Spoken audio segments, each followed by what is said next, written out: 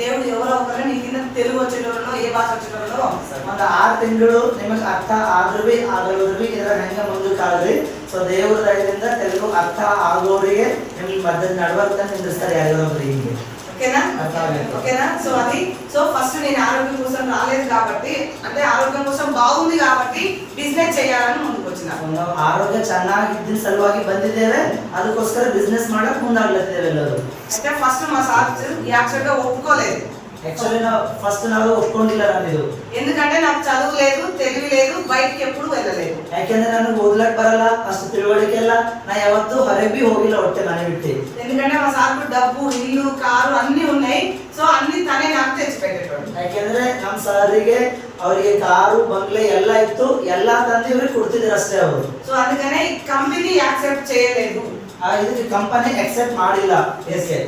So కానీ first అక్కడ ఏం చెప్పారంటే వాడుకుంటే ఆరోగ్యం కదా, 4 నెలలు వాడితే ఫ్రీగా వస్తుంది 5వ నెల అని చెప్పారు. దానికి కరెక్ట్ అయినా ఫస్ట్ ಇದನ್ನು ಉಪಯೋಗ ಮಾಡ್ಕೊಂಡ್ರೆ ಒಳ್ಳೆ ಆರೋಗ್ಯ ಅಂತ ಹೇಳಿದ ಸಲುವಾಗಿ ಸೊ ಕೆಲವು ತಿಂಗಳ ತನಕ ನಾನು ಕಂಟಿನ್ಯೂ ಉಪಯೋಗ ಮಾಡ್ಕೊಂಡಿದ್ದೆ. ఒక 1 ఇయర్ మొత్తం బిజినెస్ చేయలేదు, ఇంట్లోకైతే కంటిన్యూగా వాడుకుంటున్నాను. 1 ವರ್ಷ ಯಾವ ಬಿಸ್ನೆಸ್ ಏನ್ ಮಾಡಿಲ್ಲ, ಆದ್ರೆ 1 ವರ್ಷ ತನಕ ನನ್ನ ಮನೆ ಸಾಮಾನು ಏನ್ ಬೇಕೋ ಅದಕ್ಕೋಸ್ಕರ ಉಪಯೋಗ ಮಾಡ್ಕೊಂಡಿದ್ದೆ ನಾನು.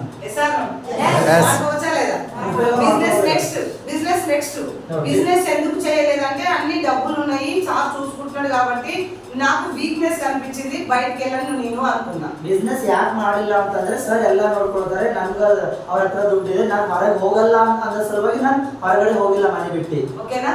సో కరోనా టైంలో మా సార్ కరోనా వచ్చినప్పుడు తను చేస్తున్న బిజినెస్ ఆగిపోయింది, డబ్బు అవసరం, ఇంట్లో అవసరం వచ్చింది. ಕರೋನಾ ಟೈಮ್ನಲ್ಲಿ ಅವ್ರು ಮಾಡೋ ಕೆಲಸ ನಿಂತು ಹೋಗಿತ್ತು, ಅವ್ರ ದುಡ್ಡು ಅವಶ್ಯಕತೆ ಬೇಕಾಗಿತ್ತು. ಸೊ ಹಾಗಾಗಿ ನಾನು ಮನೆಯಿಂದ ಹೊರಗೆ ಬಂದೆ. సో మా ఊర్లో ఒక 7 చనిపోయారు ఓన్లీ కరోనా.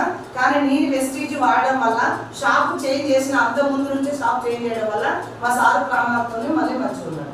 ಅಲ್ಲ ನಮ್ಮೂರಲ್ಲಿ ಕೊರೋನಾ ಬಂದಾಗ 7 ಜನ ಸತ್ತು ಹೋಗಿದ್ರು. ಬಟ್ ಈ ಕೊರೋನಾಲಿಂದ ಏನಪ್ಪಾ ಅಂದ್ರೆ ಮತ್ತೆ ಸರ್ ಶಾಪ್ ಕೂಡ ನಿಂತು ಹೋಗಿತ್ತು. ಆದ್ರೆ ನನ್ನ ಈ ಒಂದು ಬಿಸ್ನೆಸ್ ಮೂಲಕ ಮತ್ತದು ಪ್ರಾರಂಭ ಮಾಡಲಿಕ್ಕೆ ಸಹಾಯ ಆಯ್ತು. సో అందులో చనిపోయిన దాంట్లో సొంత మా తోటి కోడలు, మా సిస్టర్ కూడా చనిపోయింది. సత్తోదరు యారిದ್ರೆ ನಮ್ಮ ಜೊತೆ ಇದ್ದವರು, ನಮ್ಮ ಸಿಸ್ಟರ್ಸ್ ಕೂಡ ಇದ್ದರು.